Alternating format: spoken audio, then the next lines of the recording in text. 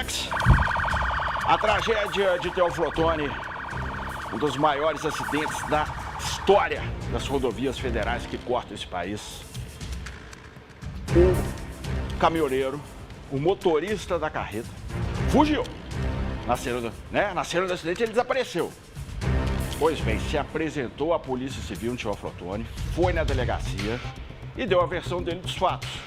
Vamos acompanhar o que foi dito e o que a defesa do motorista está alegando com o nosso correspondente Elvis Passos.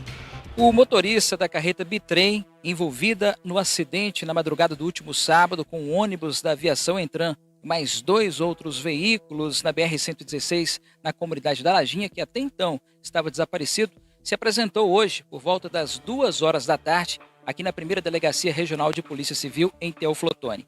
Ele estava acompanhado de 4 advogados e permaneceu por aproximadamente 6 horas prestando depoimento para o chefe do 15º Departamento, o Dr. Amaury Tomás, e o delegado, Dr. César Cândido.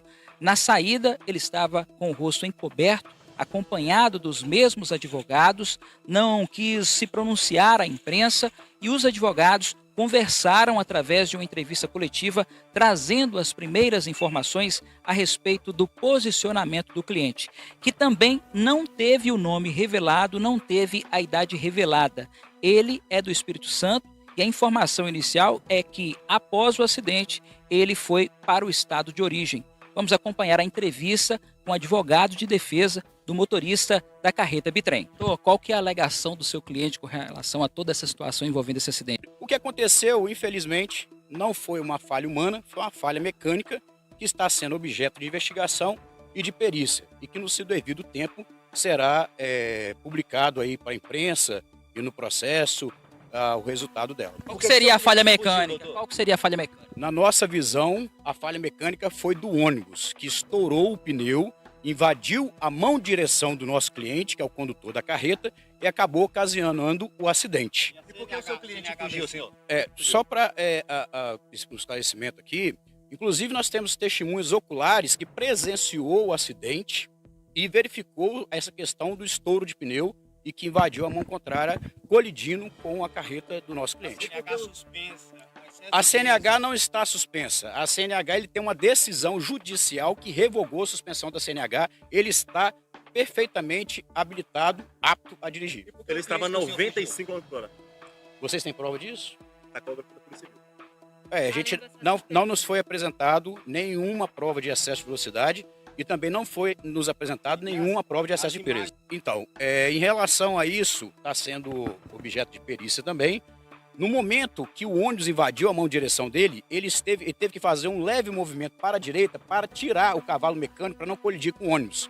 Então, nesse momento, como se trata de uma carreta bitrem, acabou que o ônibus colidiu com o semi-reboque, o segundo semi-reboque, que fica ao final. Mas passava uma carreta antes do ônibus. O ônibus não veio. Inclusive, é prova de que a primeira carreta que passou não colidiu com ele. Porque não estava desgovernado. O ônibus estava desgovernado. Por que ele saiu do local, doutor?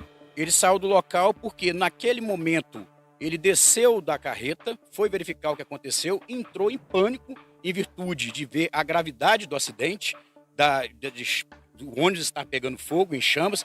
Ele preocupou também com a sua incolumidade física, a sua proteção pessoal e acabou saindo do local porque não tinha condições nenhuma de prestar qualquer tipo de apoio, qualquer tipo de assistência. Está com o advogado aqui da empresa, como é que é o nome do senhor, doutor? Leandro Simões. Doutor, com relação à empresa, às notas, qual que é o posicionamento nesse momento? Eu quero deixar um posicionamento primeiramente solidário à família, às famílias e quem está hospitalizado e dizer o seguinte, que hoje foi prestado o depoimento do motorista e assim que for prestado o depoimento da empresa, eu me comprometo a estar prestando esclarecimentos porque nós estamos na fase investigativa. Sobre excesso de carga, alguma empresa se posicionou de alguma forma? Estamos aguardando o periciamento da própria polícia. E as notas? O que as notas fiscais da empresa dizem? Estamos recolhendo isso e assim que a gente prestar o depoimento, nós vamos prestar esclarecimentos à imprensa.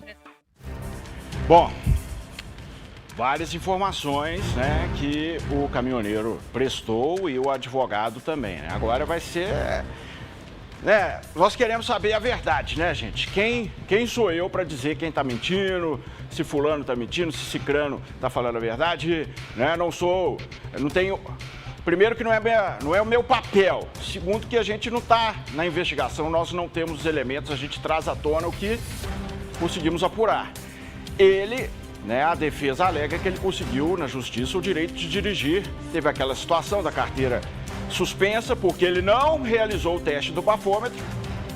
E aí teve a carteira suspensa, mas acabou conseguindo uma liminar na Justiça do Espírito Santo. Você está meio nebuloso ainda do Detran do Espírito Santo, também nega, enfim, isso aí é um segundo capítulo, né?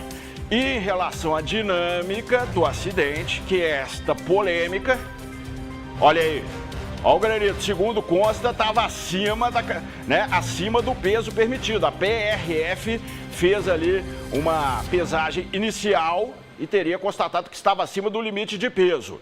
Tudo isso, gente, são diversas informações que agora a Polícia Civil vai botar tudo no inquérito, tudo no papel.